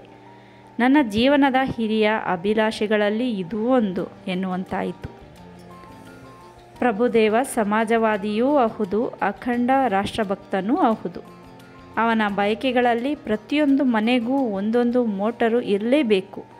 ಶ್ರೀಮಂತರು ಹೆಮ್ಮೆ ಪಡಬೇಕಾಗಿಲ್ಲ ಎನಿಸುವಷ್ಟು ಅನುಕೂಲತೆ ಉಳಿದವರಿಗೂ ಇರಬೇಕು ಎಂಬ ಆಶೆ ಇದೆ. ಅದರಿಂದಾಗಿ ತನ್ನ ಸ್ವಂತಕ್ಕೆ ಒಂದು ಮೋಟರ್ ಸಿಗುವ ತನಕ ತಾನು ಬಡವನೆಂದೇ ತಿಳಿಯುವವನು ಅವನು. ಅಮೇರಿಕಾದಂತಹ ಬಂಡವಾಳಗಾರರ ದೇಶದಲ್ಲಿ ಪ್ರತಿಯೊಬ್ಬ ಶ್ರಮಗಾರನಿಗೂ ಒಂದು ಮೋಟರ್ ಇರುವುದು ಸಾಧ್ಯವಾದರೆ ಸಮತಾವಾದಿ ದೇಶದಲ್ಲಿ ಅದು ಯಾಕೆ ಸಾಧ್ಯ ಇಲ್ಲ ಎನ್ನುತ್ತಾನೆ. ಕಾರಿನ ಆಸೆಯಿಂದಾಗಿ ಆತ ಹಾಗೆ ಅನ್ನುತ್ತಲಿಲ್ಲ. ಹಣದ ವಿಷಯದಲ್ಲಿಯೂ ಅವನಿಗೆ ಅಷ್ಟೊಂದು ಬಾಯಾರಿಕೆ ಇಲ್ಲ ಎಂಬುದು ಗೆಳೆಯ ಸಾಣೇಕಲ್ ಬಲ್ಲ. ಅವನು ಈ ಅನುಕೂಲತೆಗಳನ್ನು ಬೇಡುವುದು ನಮ್ಮ ಜನರು ಕಿಸೆಯನ್ನು, ಕಾರನ್ನು ಕಂಡು ತಲೆ ಬಾಗುವರೆಂದು. ಮೋಟಾರ್ ವಾಹನವನ್ನು ನಮ್ಮ ಜನರು ದೇವರೆಂದು ತಿಳಿಯುತ್ತಾರಷ್ಟೆ. ಆ ಜನರನ್ನು ಒಲಿಸಿ ಮೆರೆಯುವ ಸಲುವಾಗಿ ಕಾರು ಬಳಿಯಲ್ಲಿ ಇರಬೇಕು. ಅದಕ್ಕಾಗಿಯೇ ತನ್ನ ಕಿಸೆ ಸದಾ ತುಂಬಿರಬೇಕೆಂಬುದು ಅವನ ಹಂಬಲ. ಅದು ಸರಿಯೇ ಪ್ರಭುದೇವ. ಈ ಪತ್ರಿಕೆ ನಡೆಯಿಸುವ ತಾಪತ್ರಯ ನೋಡಿದರೆ ನಿನಗೆ ತಿಳಿಯದೆ 10 ಜನರಿಂದ ಬಿಟ್ಟಿ ಬರಹ ಬರೆಯಿಸಬೇಕು. ಆದರೂ ತಿಂಗಳ ಕೊನೆಗೆ ಮೂಳೆ ಜೋಡಿಸುವವರಿಗೆ ವೇತನ ಕೊಡಲು ನಮ್ಮಲ್ಲಿ ಹಣವಿಲ್ಲ. ಹೀಗಿರುತ್ತಾ ನಮ್ಮ ಕಿಸೆ ತುಂಬಿ ಮೋಟರು ಬರಬೇಕೆನ್ನುವುದು ಈ ಜನ್ಮದ ಕನಸಲ್ಲ ಎನ್ನುತ್ತಾನೆ ಗೆಳೆಯ ಸಾಣೇಕಲ್. ಅದನ್ನು ಕೇಳಿ ಪ್ರಭುದೇವ ನುಡಿಯುತ್ತಾನೆ, ಮಿಸ್ಟರ್ ಸಾಣೇಕಲ್, ನಿಮ್ಮನ್ನು ಬಳಿಯಲ್ಲಿ ಕುಳ್ಳರಿಸಿಕೊಂಡು ಒಂದು ದಿವಸ ಸ್ವಂತ ಕಾರಿನಲ್ಲಿ ನಾನೇ ಕರೆದುಕೊಂಡು ಹೋದರೆ ಆಯ್ತಲ್ಲ. ಆ ಕಾಲ ಬರುವಾಗ ನಾನು ಈ ಜನ್ಮದಲ್ಲಿ ಇರುತ್ತೇನೆಯೋ ಇನ್ನೊಂದು ಜನ್ಮ ಬಂದಿರುತ್ತದೆಯೋ ಯಾರು ಬಲ್ಲರು. ಪ್ರಾಯಶಃ ವಿಮಾನ ಸಂಚರಿಸುವ ಲೋಕಕ್ಕೆ ಹೋಗಬಹುದು. ಹಾಗಾದರೆ ಇದೇ ಪ್ರತಿಜ್ಞೆ ಎಂದು ತಿಳಿದುಕೋ. ಇನ್ನು ಹೆಚ್ಚೆಂದರೆ 5 ವರ್ಷಗಳಲ್ಲಿ ಅಷ್ಟನ್ನು ಮಾಡುತ್ತೇನೆ. ಅದು ಸಾಧ್ಯವೆಂದು ನನ್ನ ಮನಸ್ಸು ಹೇಳುತ್ತಿದೆ. ಹೇಗೆ, ಏನು ಎಂಬುದನ್ನು ಮಾತ್ರ ಕೇಳಬೇಡ. 5 ವರ್ಷಗಳಲ್ಲೇ ಸಾಧ್ಯವಾದರೆ ಅದಕ್ಕೂ ಮೊದಲೇ. ಆಗ ಡಾಕ್ಟರ್ ನಂದರಂಥವರು ತಮ್ಮ ಕಾರನ್ನು ನಿಲ್ಲಿಸಿ ಹೌ ಡು ಯು ಡು ಎಂದು ನನ್ನನ್ನು ಮಾತನಾಡಿಸಬೇಕು. ಪಂಥ ಕಟ್ಟುತ್ತೀರಾ? ನನ್ನ ಹತ್ರ ಪಂಥಗಿಂತಕ್ಕೆ ತ್ರಾಣವಿಲ್ಲ. ನಿಮಗೆ ಕಾರು ಬಂದರೆ ನನಗೆ ಸಂತೋಷವೇ. ನಾನು ಬಿಟ್ಟು ಕುಳಿತುಕೊಂಡು ತಿರುಗಬಹುದಲ್ವೇ? ನಿಜಕ್ಕೂ ಪ್ರಭುದೇವನ ಕನಸಿನಲ್ಲಿ ಮೋಟರು ಕೊಳ್ಳುವುದಂತೂ ನಿರ್ಧಾರವಾಗಿ ಬಿಟ್ಟಿದೆ. ರಾಜಕೀಯದಲ್ಲಿ ತಾನೊಬ್ಬ ಟ್ರಾಟ್ಸ್ಕಿಯೋ, ಸ್ಟಾಲಿನ್ನೋ ಎಂಬ ಭಾವನೆ ಮೂಡಿದೆ. ತನ್ನ ಅಂಥ ಕನಸುಗಳೆಲ್ಲವೂ ಹೇಗೆ ನೆರವೇರುವುವು ಎಂಬುದನ್ನೂ ಆತ ನಿಶ್ಚಯಿಸಿಬಿಟ್ಟಿದ್ದಾನೆ. ಅದಕ್ಕೇನೆ ಗಳಿಗೆ ಕಾಯುತ್ತಿದ್ದಾನೆ. ರಾಧಾಕೃಷ್ಣನನ್ನು ಒಲಿಸಿಕೊಂಡರೆ ಆ ಕೆಲಸ ಸುಲಭ ಸಾಧ್ಯವೆಂದು ಅವನ ಮನಸ್ಸಿಗೆ ತೋರಿದೆ. ಅದರಿಂದಾಗಿ ಮೇಲಿಂದ ಮೇಲೆ ಪತ್ರ ಮುಖೇನ ಅವನನ್ನು ಕಾಡತೊಡಗಿದ್ದಾನೆ. ರಾಧಾಕೃಷ್ಣ ಊರಿನಿಂದ ಮರಳಿ ಬಂದು ಅವನನ್ನು ಭೇಟಿಯಾದಾಗ, ನೀವು ಅಷ್ಟೊಂದು ಆತರ ಪಡಬಾರದು. ಹೆಚ್ಚೆಂದರೆ ಇನ್ನು 1 ವರ್ಷ ಕಾಲ ಹೋದೀತು. ಇದ್ದ ಸ್ಥಳವನ್ನು ಬಿಡಲೇಬೇಕಾಗಿದೆ ಅಲ್ವೇ? ಮೊನ್ನೆ ತಾನೇ ಊರಿಗೆ ಹೋಗಿ ಬಂದು ಅಲ್ಲಿನ ಭೂಮಿಯನ್ನು ತಮ್ಮಂದಿರಿಗೆ ವಹಿಸಿಕೊಟ್ಟು ಬಂದೆ. ಅದರ 1 ಅಂಶ ಹಣವನ್ನು ಈವರೆಗೆ ನಾನು ಮಾಡಿದ ಹೊಂಡಗಳಿಗೆ ತುಂಬಿಸಿ ಆಯಿತು. ಒಂದಿಷ್ಟು ಹಣ ಕೈಯಲ್ಲಿ ಉಳಿದಿದೆ. ಅದನ್ನು ಕರಗಿಸುವ ಮೊದಲು ಯೋಗ್ಯ ಸ್ಥಳವೊಂದನ್ನು ಹುಡುಕಿಸ್ತೇನೆ. ಸ್ಥಳ ದೂರ ಎಂಬ ದೂರು ಜನರಿಂದ ಬರಬಾರದು. ನನ್ನಿಂದ ತಪ್ಪಾಗದಂತೆ ನೋಡಿಕೊಂಡ್ರೆ ಮುಂದೆ ಜನ ಕೈ ಬಿಟ್ಟರೂ ಚಿಂತೆ ಇಲ್ಲ. ನನ್ನ ಕರ್ತವ್ಯವನ್ನು ಮಾಡಿದೆ ಎಂಬ ಸಮಾಧಾನವಾದರೂ ಉಳಿಯುತ್ತದೆ ಎಂದು ತಿಳಿಸಿದ. ಬೇರೊಂದು ಬಾರಿ ಆತ ಭೇಟಿಯಾದಾಗ, ಜಾಗ ಹುಡುಕುತ್ತಲೇ ಇದ್ದೇನೆ, ಇರುವುದಕ್ಕೆ 1-2 ಜೋಡಿ ಜೋಪಡಿಗಳಿರುವ ಸ್ಥಳಗಳಾದರೂ ಬೇಕು. ಅಂಥ 2-3 ಸ್ಥಳಗಳನ್ನು ನೋಡಿದ್ದೇನೆ. ಒಮ್ಮೆ ನಿಮ್ಮನ್ನು ಕರೆದುಕೊಂಡು ಒಯ್ಯುತ್ತೇನೆ ಅಲ್ಲಿಗೆ. ಬಹಳ ಗದ್ದಲ ಮಾಡಿ ಉಪಯೋಗವಿಲ್ಲ. ಅವುಗಳ ಬೆಲೆ ಹೊಂದಬೇಕು. ನಮಗೆ ಸ್ಥಳ ಅವಶ್ಯ ಎಂದು ತೋರಿದರೆ ಅವರು ದರ ಏರಿಸಬಹುದು.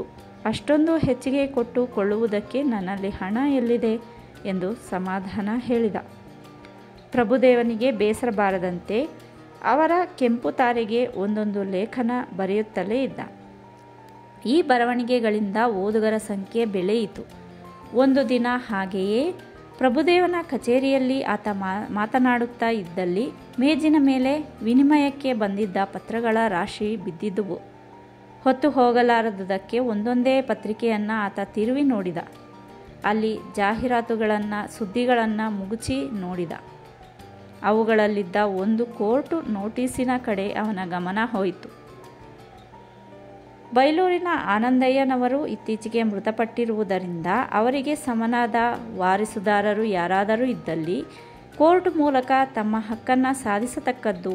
ಹಾಗೆ ಯಾರೂ ಯುಕ್ತ ಕಾಲದಲ್ಲಿ ಮಾಡದೇ ಹೋದಲ್ಲಿ ಮೃತರ ಆಸ್ತಿ ಪಾಸ್ತಿಗಳು ಸರ್ಕಾರದ ಅಧೀನವಾಗುವುವು ಎಂಬುದನ್ನು ತಿಳಿಸುವ ಪ್ರಕಟಣೆ ಇತ್ತು. ಅದನ್ನು ಓದುತ್ತಲೇ ಪ್ರಭುದೇವನಿಗೆ ನಗು ಬಂದಿತು. ಹೀಗೆ ಗತಿ ಗೋತ್ರವಿಲ್ಲದೆ ತಮ್ಮ ಸಂಪತ್ತನ್ನು ಸರ್ಕಾರಕ್ಕೆ ಬಿಡುವ ಹುಚ್ಚರು ಇದ್ದಾರೆಯೇ? ಅಂಥ ಮಹಾನುಭಾವರು ಬದುಕಿರುವಾಗ ತಮ್ಮ ಸಂಪತ್ತನ್ನು ಒಳ್ಳೆಯ ಕೆಲಸಗಳಿಗೆ ದಾನ ಶಾಸನ ಮಾಡಬಾರದೇ ಎಂದು ತೋರಿತು. ಊರಿನ ಹೆಸರು ಬೈಲೂರು ಎಂದು ಇದ್ದುದನ್ನು ನೋಡುತ್ತಾ ಇದು ನಮ್ಮ ಶ್ಯಾಮನ ಊರಲ್ಲವೇ ಎಂಬ ನೆನಪಾಯಿತು. ಆತ ಮನೆಗೆ ಹೋದವನೇ ಚೇಷ್ಟೆಗಾಗಿ, ಶ್ಯಾಮ, ನಿನ್ನ ಊರಿನ ಪುಣ್ಯಾತ್ಮರು ಯಾರೋ ಒಬ್ಬರು ತಮ್ಮ ಭೂಮಿ ಮನೆಗಳನ್ನು ಸರ್ಕಾರಕ್ಕೆ ಒಪ್ಪಿಸಿ ಪ್ರಾಣ ಬಿಟ್ಟರಂತೆ ಎಂದ. ಯಾರು? ನಮ್ಮೂರಿನವರೇ? ಯಾರು?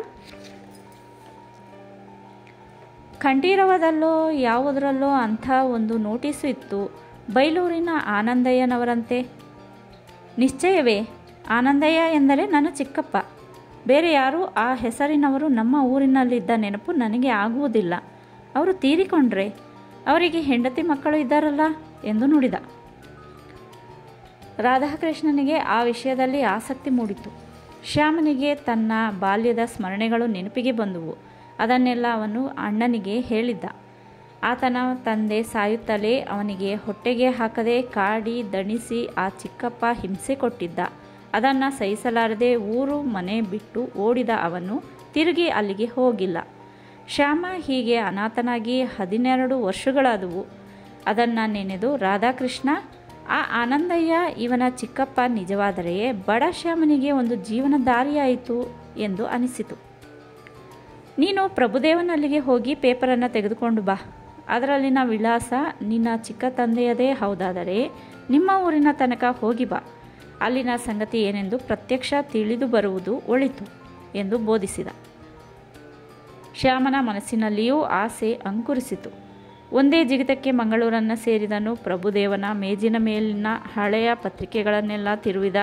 ಪ್ರಕಟಣೆಗಳನ್ನೆಲ್ಲ ಓದಿದ. ಅವನಿಗೆ ಬೇಕಾದ ಪತ್ರಿಕೆ ದೊರೆಯಿತು. ಅದನ್ನು ತೆಗೆದುಕೊಂಡು, ಇದು ನಿಮಗೆ ಬೇಕೇ ಎಂದು ಕೇಳಿದ. ಇಡೀ ರಾಶಿಯನ್ನೇ ಹಿಡಿದುಕೊಂಡು ಹೋಗಿ. ಏಕೆ? ಸಕ್ಕರೆ ಕಟ್ಟುವುದಕ್ಕೋ ಎಂದು ಪ್ರಭುದೇವ ಪರಿಹಾಸ್ಯ ಮಾಡಿದ. ಇದು ಒಂದೇ ಸಾಕು ಎಂದು ಶ್ಯಾಮನು ಅದನ್ನು ತೆಗೆದುಕೊಂಡು ನೆಟ್ಟಗೆ ಕಿರಿಪದವರಿಗೆ ಬಂದ. ಇದು ಖಂಡಿತವಾಗಿಯೂ ನನ್ನ ಚಿಕ್ಕಪ್ಪನೇ. ಆದರೆ ಅವರ ಹೆಂಡತಿ ಮಕ್ಕಳ ಗತಿಯೇನು ಒಂದೂ ತಿಳಿಯದಲ್ಲ. ನಾನು ಒಬ್ಬನೇ ಊರಿಗೆ ಹೋದರೆ ಕೆಲಸವಾಗದು. ನೀವು ನನ್ನ ಜೊತೆಯಲ್ಲಿ ಬನ್ನಿ.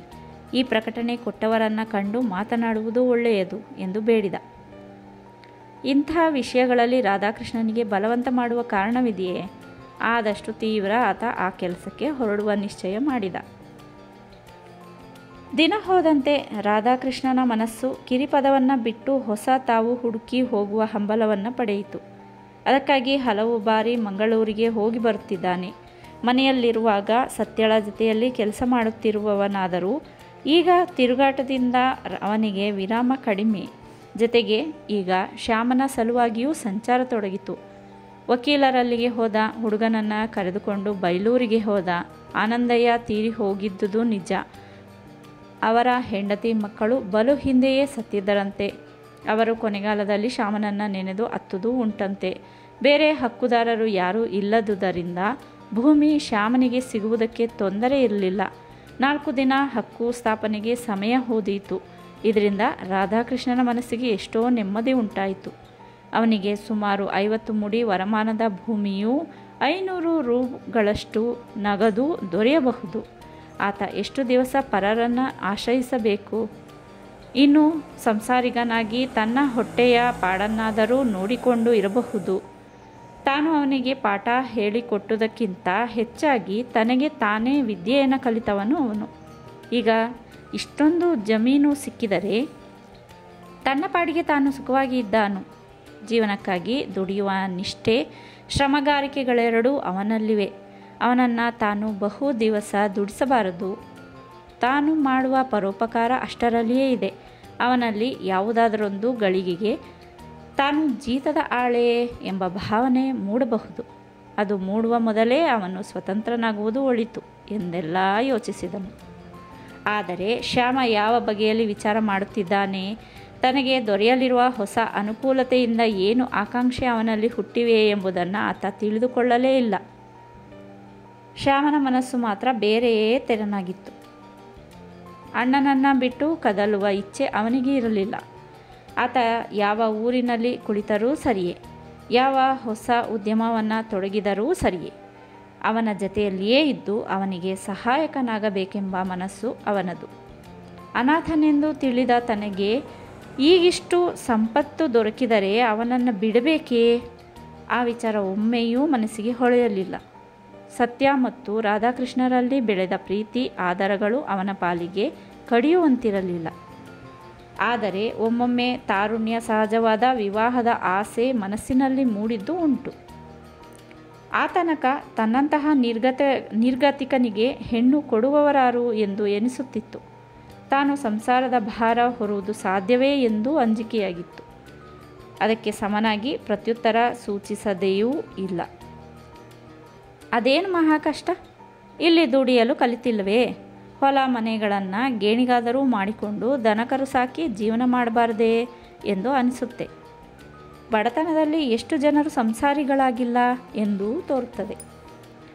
ಅದಕ್ಕೆ ಬಲವಾದ ಒಂದು ಕಾರಣವೆಂದರೆ, ನಾಳೆ ನಾನು ನಿರ್ಗತಿಕನಾಗಿ ಒಂಟಿಯಾಗಿ ಬಾಳಬೇಕಾಗಿ ಬಂದರೆ ಎಂಬ ಭೀತಿ. ಅವೆಲ್ಲ ಪ್ರಶ್ನೆಗಳು ಹೊಳೆದಾಕ್ಷಣ ಅಣ್ಣನಿಗೆ ತಿಳಿಯದ ವಿಚಾರಗಳೇ ಅವು. ಸಮಯ ಬಂದಾಗ ಆತ ಹೇಳದೇ ಇರುತ್ತಾನೆಯೇ? ಅವನಿಗೆ ಸಮ ಎನಿಸಿದುದು ತನಗೂ ಸಮವೇ ಎಂದು ವಿಶ್ವಾಸವಿರಿಸಿ ತನ್ನ ಕೆಲಸದಲ್ಲಿ ತಾನು ಲೀನನಾಗುತ್ತಾನೆ. ಕದ್ರಿಗೆ 1 ಮೈಲು ದೂರದಲ್ಲಿ ಒಂದು ಸುಂದರ ಭೂಮಿ ವಿಕ್ರಯಕ್ಕೆ ದೊರೆಯುವುದಾಗಿ ರಾಧಾಕೃಷ್ಣನಿಗೆ ತಿಳಿಯಿತು. ತಕ್ಷಣ ರಾಧಾಕೃಷ್ಣ ಅಲ್ಲಿಗೆ ಹೋಗಿ ನೋಡಿ ಬಂದನು. ಆಯಾ ಅಂದಗಳಲ್ಲಿ ಅದು ಕಿರಿಪದವಿನ ಪ್ರತೀಕವಾಗಿತ್ತು. ಮೇಲೆ ವಿಶಾಲವಾದ ಪದವು, ಅದಕ್ಕೆ ಹೊಂದಿ ಬೆಟ್ಟದ ಇಳುಕಲು, ಅಲ್ಲಿಂದ ಮುಂದೆ ಹೊಲ ಗದ್ದೆಗಳು, ಅದಾಗುತ್ತಲೇ ಸದಾ ನೀರು ಹರಿಯುವ ಹಳ್ಳ, ಎದುರಿಗೆ ಇನ್ನೊಂದು ಗುಡ್ಡ. ರೂಢಿಯಾದ ಹೊಲ ಗದ್ದೆಗಳು ಬೇರೆಯವರಿಗೆ ಸೇರಿದುದಾದರೂ ಹಳ್ಳಕ್ಕೆ ಸಮೀಪವಾದ ಬೆಟ್ಟು ಭೂಮಿ 4 ಎಕರೆಯಷ್ಟು ವಿಶಾಲವಾಗಿತ್ತು. ಹಳ್ಳದ ನೀರನ್ನು ಕಂಡು ಆತನ ಮನಸ್ಸು ಒಲಿಯಿತು. ಕಷ್ಟಪಟ್ಟರೆ ಆ ಬೆಟ್ಟು ಜಾಗವನ್ನು ಹೊಲವಾಗಿ ಮಾಡಬಹುದು. ಗುಡ್ಡದ ಮಗ್ಗುಲು ಪದವು ಸರ್ಕಾರಕ್ಕೆ ಸೇರಿದ ಭಾಗಗಳು. ಗದ್ದೆಗಳು ಖಾಸಗಿಯಾಗಿದ್ದರೂ ಬೆಲೆಗೆ ಸಿಗಬಹುದು. ಈಗ ಆ ಬರಿಯ ಬೆಟ್ಟು ಜಾಗಕ್ಕೆ 2,000 ರೂಪಾಯಿ ಹಣ ತೆರಬೇಕಾಗಿತ್ತು. ಆಮೇಲೆ ಅಲ್ಲಿ ಬಿಡಾರ ಕಟ್ಟಿಕೊಳ್ಳಬೇಕಾದೀತು. ಅದಕ್ಕೆ ತಿರುಗಿ 1,000 ರೂಪಾಯಿಯಾದರೂ ಬೇಕು. ಸಮೀಪದ ಗದ್ದೆಗಳನ್ನು ಬೆಲೆಗೆ ಕೊಳ್ಳಬೇಕು. ಗೇಣಿ ಕೊಟ್ಟು ಲಾಭ ಉಳಿಯಲಾರದು. ಕಿರಿಪದವಿನ ದುಡಿತದಂತೆ ವ್ಯರ್ಥ ಶ್ರಮವಾದೀತು. ಹಣ ದೊರೆತಾಗಲಷ್ಟೇ ಗದ್ದೆಗಳನ್ನು ಕೊಂಡು ಕೃತಿಯ ಯೋಚನೆ ಮಾಡಬೇಕು. ಅಲ್ಲಿಯ ತನಕ ಪಶುಪಾಲನೆ ಮಾಡಬಹುದು. ಆ ಸ್ಥಳವನ್ನು ಬಿಟ್ಟರೆ ಅಷ್ಟು ಸುಲಭಕ್ಕೆ ಅಷ್ಟು ಚೆಲುವಿನ ಬೇರೆ ಭೂಮಿ ಸಿಗಲಾರದು. ಆ ಚಪ್ಪಟೆ ಬೆಟ್ಟದ ಮೇಲೆ ನಿಂತು 4 ಸುತ್ತು ನೋಡಿದಾಗ ಅವನ ಮನಸ್ಸು ತೀರಾ ಹುಚ್ಚುಗಟ್ಟಿತು. ಎದುರಿನ ಹಸುರು ಬಯಲಿನ ಅರಹು, ಹಿಂದೆ ಮುಂದೆ ಗುಡ್ಡಗಳು, ನಗರಕ್ಕೆ ತೀರಾ ಸಮೀಪವಾದ ಸ್ಥಳ. ಹೀಗೆಂದು ಪ್ರಭುದೇವನನ್ನು ಆ ಸ್ಥಳಕ್ಕೆ ಕರೆದುಕೊಂಡು ಹೋಗಿ ತೋರಿಸಿದ. ಪ್ರಕೃತ ಪ್ರಭುವಿನಂತ ಹಣ ಬರುವ ಆಸೆ ಇದ್ದಿಲ್ಲವಾದರೂ ಆತ ಆ ಸ್ಥಳವನ್ನೇನೋ ಮೆಚ್ಚಿದ. 15 ದಿನಗಳ ಹಠ ಸಾಧನೆಯಿಂದ ಭೂಮಾಲೀಕನನ್ನು ಒಲಿಸಿ 2,000 ರೂಪಾಯಿ ಬೆಲೆ ಕೊಟ್ಟು ಅದನ್ನು ಬರೆಯಿಸಿಕೊಂಡೂ ಆಯಿತು. ಇನ್ನು ಅವನ ಕೈಯಲ್ಲಿರುವ ಯಾವತ್ತೂ ಸಂಪತ್ತೆಂದರೆ ಬರಿಯ 1,000 ರೂಪಾಯಿ ಮಾತ್ರ. ತನ್ನ ಮೇಲೆ ಮುನಿಸುಗೊಂಡ ತಂದೆಯಿಂದ ಅವನಿಗೆ ಅಷ್ಟೊಂದು ಉಂಬಳಿ ದೊರೆತಿತ್ತು. ಅಷ್ಟೊಂದು ಅಲ್ಪ ಹಣದಿಂದಲೇ ಆತ ತನ್ನ ಹೊಸ ಬಯಕೆಗಳಿಗೆ ರೂಪವನ್ನು ಕೊಡಲು ನಿರ್ಧರಿಸಿದ. ಈ ಕೆಲಸವಾಗುವ ತನಕ ಮಂಗಳೂರೇ ಅವನ ಬಿಡಾರವಾಯಿತು. ಅನಂತರ ಉಲ್ಲಾಸದಿಂದ ಕಿರಿಪದವನ್ನು ಸೇರಿದನು.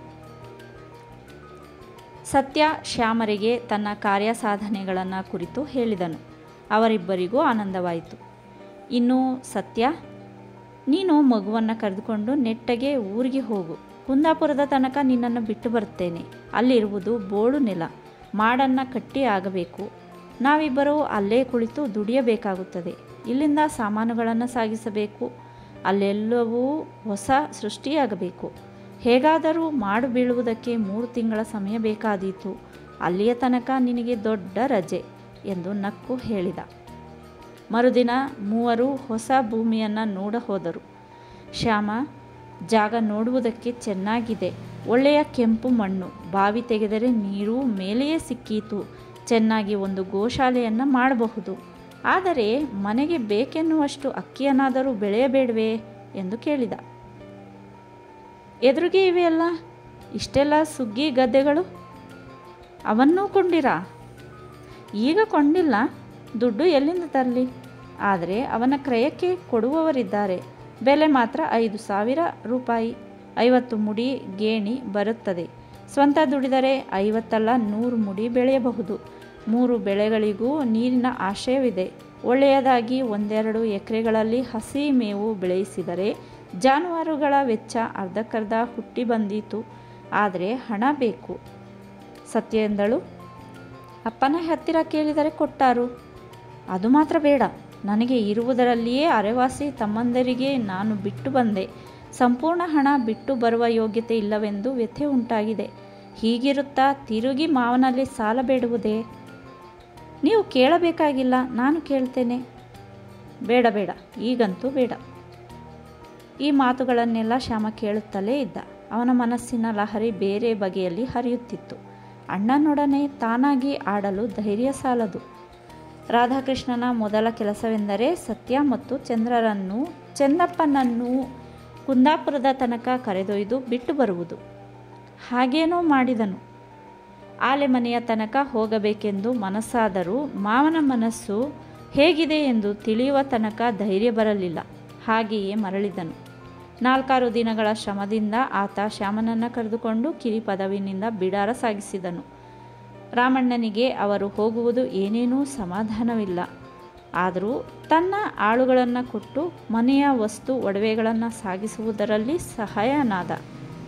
ತನ್ನ ಒಡೆಯನ ಹಿಂದೆಯೇ ಕಲ್ಲಲನ ಕುಟುಂಬ ಹೊರಡಿತು. ರಾಮಣ್ಣ ಆತ ವಿದಾಯಗೊಳ್ಳುವ ದಿನ ಕಣ್ಣೀರನ್ನು ಕರೆದನು. ಅಯ್ಯ, ನಿಮ್ಮನ್ನು ಇರಿಸಿಕೊಳ್ಳುವ ಋಣ ನಮಗೆ ಇಲ್ಲದೇ ಹೋಯಿತೆ ಎಂದನು. ರಾಧಾಕೃಷ್ಣನನ್ನು ನೆನೆದಾಗಲೆಲ್ಲ ನೆರೆಹಾವಳಿಯ ದಿವಸಗಳು ಅವನ ಕಣ್ಣೆದುರಿಗೆ ಮೂಡುತ್ತಿದ್ದುವು. ಸರಿ, ಹೊಸ ತಾವಿಗೆ ಬಂದರು. ಮನೆ ಮಠಗಳಾಗುವ ತನಕ 2-3 ಚಪ್ಪರಗಳನ್ನು ಹಾಕಿಕೊಂಡು ದಿನ ಕಳೆದರು. ಪ್ರಾರಂಭಿಸಿದ ಮೊದಲ ಕೆಲಸ ಬಾವಿಯದು. ಬರಿಯ 2 ಆಳ ಕಂತದಲ್ಲಿ ನೀರು ಸಿಕ್ಕಿತು. ಅಷ್ಟೊಂದು ಅರ್ಗಳವಾದ ನೀರನ್ನು ಕಂಡು ಇಷ್ಟು ಮೇಲಕ್ಕೆ ನೀರು ಇರುವಾಗ ಏನನ್ನೂ ಮಾಡಬಹುದು ಎಂದರು. 3 ತಿಂಗಳ ಕಾಲ ಹಗಲು ರಾತ್ರಿ ಎನ್ನದೆ ಆಳುಗಳನ್ನು ಕಟ್ಟಿಕೊಂಡು ದುಡಿದರು. ಹುಲ್ಲು ಬಿದಿರು ಮಣ್ಣುಗಳಿಂದ 3 ಕೊಗಳುಗಳು ಮೇಲಕ್ಕೆ ಬಂದವು. ತಮ್ಮ ಸಲುವಾಗಿ 1 ಮನೆ, ಎಮ್ಮೆಗಳಿಗಾಗಿ 1 ಕೊಟ್ಟಿಗೆ, ಕಲ್ಲಲನ ಸಲುವಾಗಿ 1 ಗುಡಿಸಲು, ಇಷ್ಟೆಲ್ಲ ನಿರ್ಮಾಣವಾದವು. ಅಷ್ಟು ಮುಗಿಯುವ ತನಕ ಅವರ ಮನಸ್ಸಿಗೂ ಮೈಗೂ ನೆಮ್ಮದಿ ಇರಲಿಲ್ಲ. ಹಳೆ ಮನೆ ಸಾಮಗ್ರಿಗಳನ್ನು ಕೊಂಡು ಬಂದುದರಿಂದ ಅವರ ಕೆಲಸ ಸುಲಭ ವೆಚ್ಚದಲ್ಲಿ ಮುಗಿಯಿತು. ಮನೆಯ ಕೆಲಸ ಮುಗಿದುದೇ ಶಾಲೆಗೆಂದು 1 ಜೋಪಡಿ ನಿರ್ಮಾಣವಾಯಿತು. ತತ್ಕಾಲಕ್ಕೆ ಶಾಲೆಗೆ ಇಷ್ಟು ಸಾಕು ಎಂದ ರಾಧಾಕೃಷ್ಣ. ಅಷ್ಟು ಮಾಡಿ ಪ್ರಭುದೇವನ ಇರುವಲ್ಲಿಗೆ ಹೋಗಿ ಅವನನ್ನು ಕರೆದು ತಂದ. ನೋಡಿ, ಮನೆ, ಶಾಲೆ, ಹಟ್ಟಿ ಇಷ್ಟನ್ನು ಹೇಗೂ ಪೂರೈಸಿದ್ದು ಆಯಿತು. ಮುಂದೆ ಹಣ ಒದಗಿದರೆ, ಜನ ಸಹಾಯ ದೊರೆತರೆ ಕಲ್ಲು ಹಂಚುಗಳಿಂದ ಪಕ್ಕ ಕಟ್ಟೋಣ, ಮಾಡಿಸೋಣ ಎಂದು ಹಿಗ್ಗಿ ನುಡಿದನು. ಇದು ನೋಡಿ ಶಾಂತಿನಿಕೇತನ, ಶ್ರೀನಿಕೇತನಗಳೆರಡನ್ನೂ ಮೀರಿಸುವ ಶಾಲೆಯಾಗಬೇಕು. ಈಗ ತತ್ಕಾಲಕ್ಕೆ ಈ ಮನೆ ಕಟ್ಟಡಗಳು ಸಾಕು. ನೀವು ಗಾಂಧಿ ತತ್ವದವರು, ನಿಮಗೆ ಇದು ಕೊನೆಯ ತನಕ ಸಾಕಾಗಿ ಕಾಣಿಸಬಹುದು. ಆದರೆ ಜನಕ್ಕೆ ಇದು ಸಾಲದು. ಫೋಟೋಗ್ರಾಫ್ ತೆಗೆದರೆ ಭರ್ಜರಿ ಕಾಣಿಸುವಂತೆ ಇರಬೇಕು ಕಟ್ಟಡ. ಗೋಶಾಲೆಯು ಅಪ್ ಟು ಡೇಟ್ ಆಗಿರಬೇಕು. ಆಗಲಿ, ಈಗ ಸಾಕು. ಇದರ ಪ್ರಾರಂಭೋತ್ಸವ ಯಾವಾಗ?